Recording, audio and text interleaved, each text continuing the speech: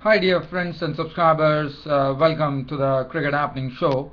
I know that you might be wondering that why Ram didn't come. Well, I definitely uploaded my video. In fact, I had actually prepared a report for the tied match which happened between Pakistan and Ireland.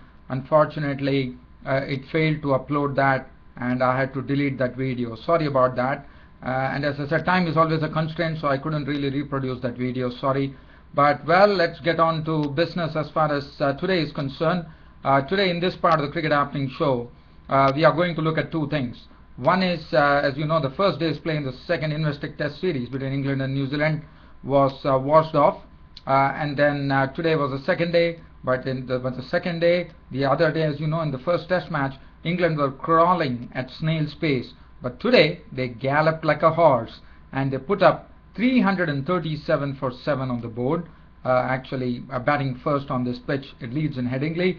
But what was very important was that Joe Root, who has been showing lots of confidence so far, he showed it on the Indian tour, showed it on the New Zealand tour, and now on his home ground in Leeds in Headingley, being the Yorkshireman, went on to make a maiden century which has never been done by any Yorkshireman in the past. Can you believe it? If you look at it, Geoffrey Boycott is from Yorkshire. David Lloyd, the current cricket commentator, is from Yorkshire. And then you have Michael Vaughan from Yorkshire. And Michael Vaughan, as you know, is the mentor for Joe Root. And what a proud person he will be, as Joe Root went on to make a century. Not only that, he also rescued England from a very, very tough situation, one could say. Well, so we will come to that later. So we'll talk about the proceedings. And then tomorrow, the D-Day dawns on the Indian Premier League 2013. You know, it has been hit by lots of scandals, lots of things happening. As you know, it has already gone to the top brass, and things are not looking good as far as the Indian Premier League is concerned.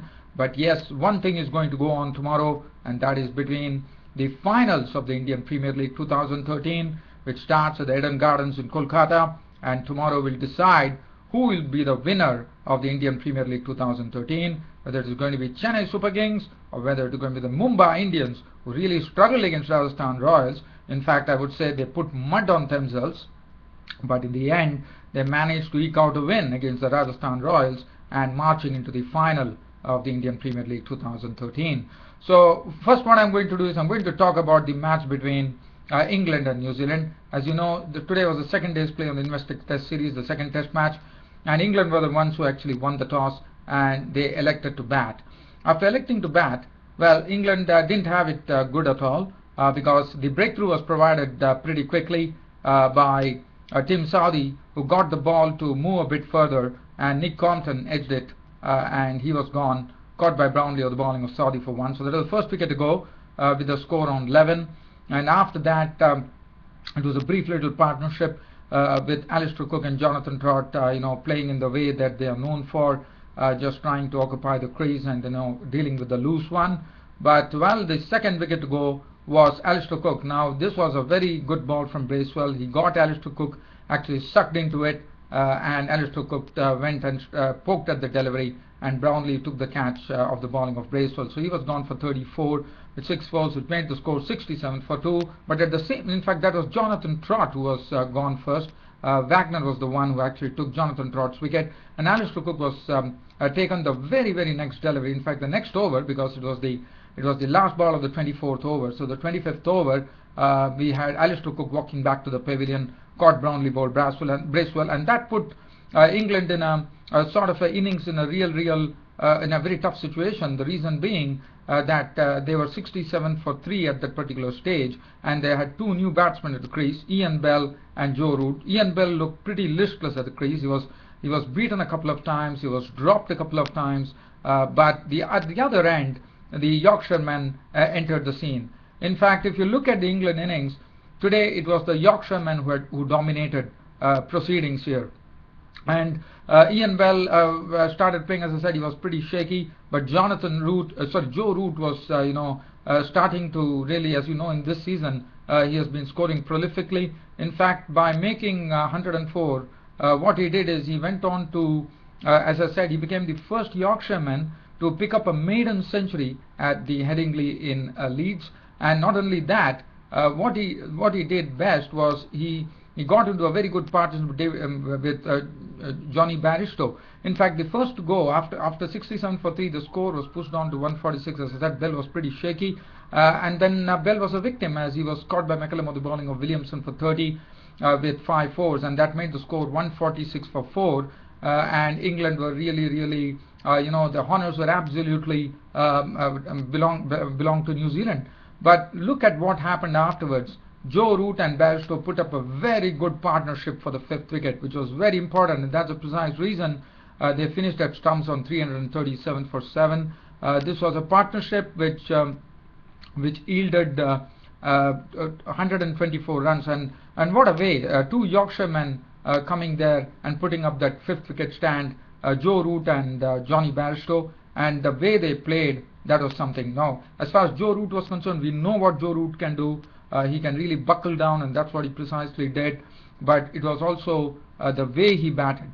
Took his time at the crease, judged the situation well, played the bowlers very well. In fact, he was watching the ball till the last second. So that is really the mark of a batsman. And Joe Root, let me tell you, he has scored 1,000 runs in this calendar year. And he is turning out to be one of those marvels for England, I would say, who probably at a time when Ian Bell is going to retire, I think Joe Root could be taking his place. In fact, Joe Root has some impregnable defence, and he had good company from Jonathan Bairstow, the wicket-keeper batsman. There are 2 Yorkshiremen at the crease, and there could not be any prouder moment, and there could not be any other saviours other than Joe Root and Bairstow, who actually on their home ground put up such a wonderful partnership for the 5th wicket, which took the score on to 270. As far as Jonathan Bairstow was concerned, he relied on lots of cut shots and pull shots. He also drove good on drives coming in from him of the bowling of Neil Wagner. He contributed 64 with 8 boundaries, but Joe Root was the one who was left. And also there was some sort of innovation by Joe Root when he reverse swept Kane Williamson, the off spinner, and he also played some cheeky strokes and finally went on to his maiden century. It was truly well deserved. And when the score reached 270, that was the time the partnership was broken. And the partnership was actually broken by Trent Boult, who was dealing with the new ball at that particular stage. He came in and ripped the wicket off, took the very important wicket of Joe Root, who was caught by McCullum of the bowling of Boult for 104, which made the score 270 for 5. And again, there was, after the 3 wickets first fell early, again the similar situation happened as Jonathan Bairstow, his partner, after making his 50, his maiden 50 against in this particular test, he also departed, caught McCullum bowled in identical circumstances, out for 64 with 8 fours, and then Matt Pryor was left with Stuart Broad, but Stuart Broad did not trouble the scorers today. He was also, so it was a very identical dismissal for Trent Boult. It was caught McCullum bowled, so all the catches went like they were all caught behind of the bowling of Boult, and Stuart Broad departed for a duck, which made the score 286 for 7. But Matt Pryor, as you know, he backed the pair in the first test match. He was obviously under a lot of pressure, but he really stayed at the crease, and I thought he played a very good innings, an enterprising innings. Graham Swan was the batsman, the other batsman was giving him company, and so far that partnership had taken the score from 286 to 337, essentially meaning that they already put up a 50-run partnership. It's a 51 runs unbroken stand for the 8th wicket, which took the score for England at stumps to 337 for 7. Matt Pryor's contribution was an unbeaten 38 of 44 balls with 7 fours, and Graham Swan was undefeated on 21 with 2 boundaries.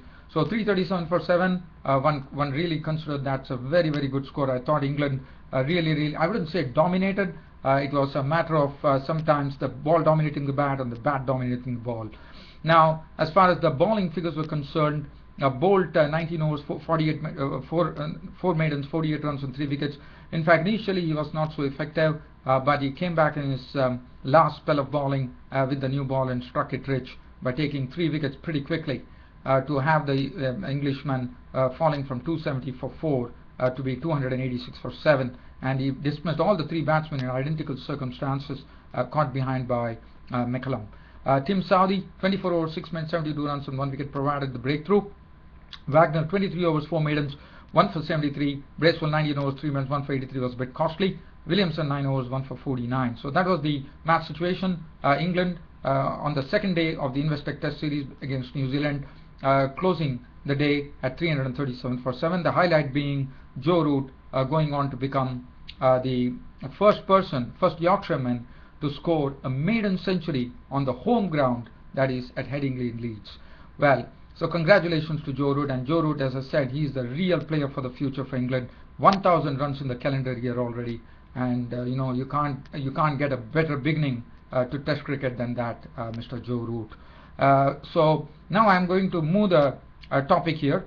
We are getting on from here, and we are going to look at the IPL tomorrow. As I said, Mumbai Indians and Chennai Super Kings are going to cross swords among all the tension that is happening, among all the controversies that are happening in the Indian Premier League 2013, which I need not mention. Dear fans, friends and subscribers, we all know what's happening.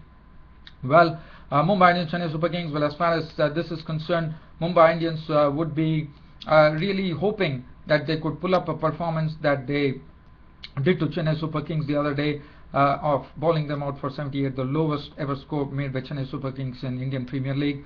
But well, doing it a second time is not something very easy. Chennai Super Kings, they have done their hard work and they are looking in peak form, let me tell you.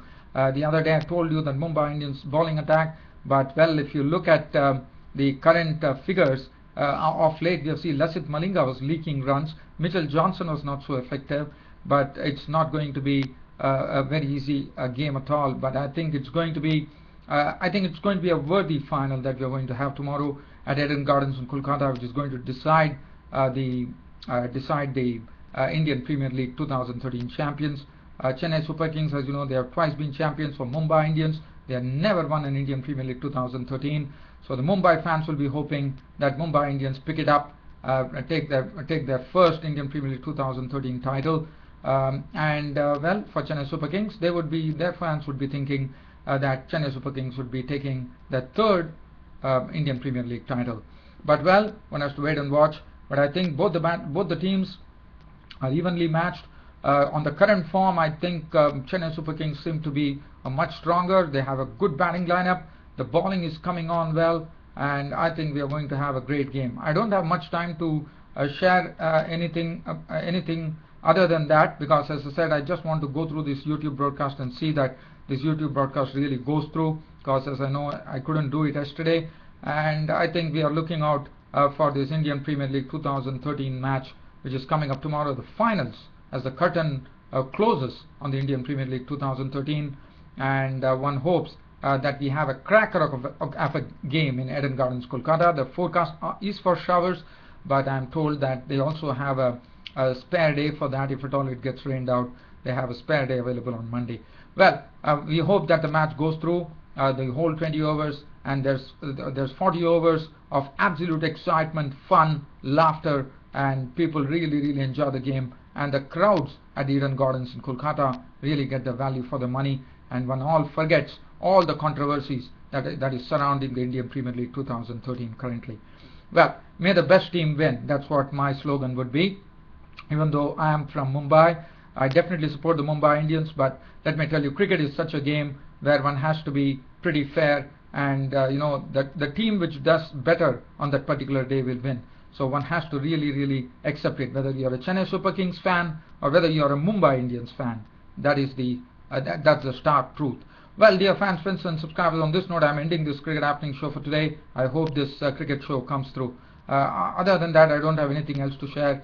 I'll see you all tomorrow with a match report on the Indian Premier League finals, and also on the third day's play between England and New Zealand. Until then, it's good night.